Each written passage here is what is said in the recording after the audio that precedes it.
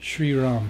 So we have a question that we want to talk about, and the question is in regards to the actual procedure of your morning sadhana or your evening sadhana. Do you begin with prayer? Do you begin with meditation? What do you do? Is there a sequence that's perhaps recommended by those who we consider knowledgeable, accomplished? Even the scriptures refer to it.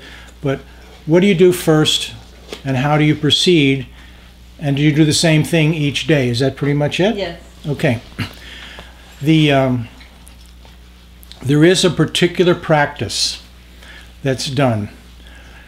I'll tell you the different in aspects of it. Some people turn it around and do a little worship first, or prayer, and then meditation. Some people like to do meditation first, then a small worship. We're going to talk about the worship first.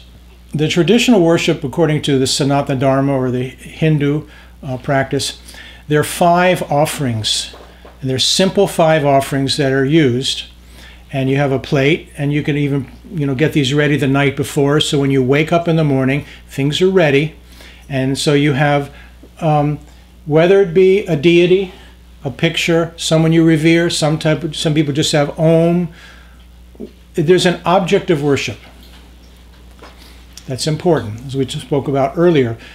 The nirguna aspect of God, or the formless approach to God, is, yes, an advanced stage, but you get to it by first establishing God contact and devotion. The key is devotion to a saguna, or a God with form.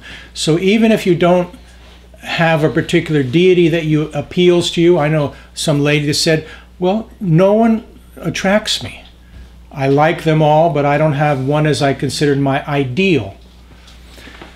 So, she has a little Om.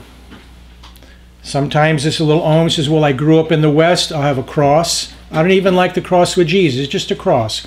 Or maybe it's a candle, or something which is a symbol or a point of reverence. Because what we're trying to develop is not offering these 5 elements to appease a God. We're trying to develop devotion and develop this contact where we can literally, spontaneous from the heart, we can talk to God, express our wishes, express our needs, give thanks for our virtues. So these 5 offerings now that I'll explain, they're not offerings in themselves to give as gifts. They're literally just vehicles for prayer. Really important. The 5 different offerings are, one will be incense, of light, a flower, a fruit, and water. So it usually goes incense first, a light next, a flower or a group of flowers third, some fruits, or it can be one fruit that's cut up. Some people just put a whole fruit there, and then water. Sometimes people even get a little more elaborate. They give milk, or panchamrit, milk, honey, ghee, all these things mixed together. It's something that's liquid, that is nourishing. Now, this is the reason why. Let's say, for instance, and every day, in a sense, this actual form of worship can be different in terms of the prayer that conveys your desire. For instance, if you're offering incense, it's not, oh God, smell this nice incense, here I give it to you. That's not the idea. The idea is, you can, one morning you'll hold the incense up and you might say a prayer, oh Lord, as this incense rises before thee with continuous flow, let my mind flow to you continuously. Or the incense could have a sweet fragrance. So now it's not the fact that the smoke is going up continuously and you want to be mindful of God always. You'll say, oh Lord, as this incense is sweet, sweeten my nature. If I tend to, like we've spoken earlier, in family life, Sometimes there's quarrel. So we might say, sweeten me, that I'll be more, conducive, and I'll be, less angry. Or you can say, as this incense, fire is lit to it once, and it burns down without going out. You can say, oh God, from time to time, I remember you, and the fire of my devotion is lit. Cause it to keep burning. And so this is what you do. It could be different. Then if, for instance, you're offering a light, the candle or a flame like this that's a wick with oil, you could say its brightness. So you put the light in front of the object of worship or the deity, and you say, oh Lord, enlighten my mind. Take away fear and darkness. Bring light into my life. Or you might look at the flame, and it might represent at that time warmth. And you might say, oh Lord, I'm lonely. I feel cold and isolated. Bring some warmth into my life. So it's different aspects of a vehicle for prayer. The flower one day could be just an object of beauty. And you could say, oh Lord, bring beauty into my life, or make my mind and heart beautiful in thy presence. Or if the flower has fragrance, and the fragrance continually wafts before,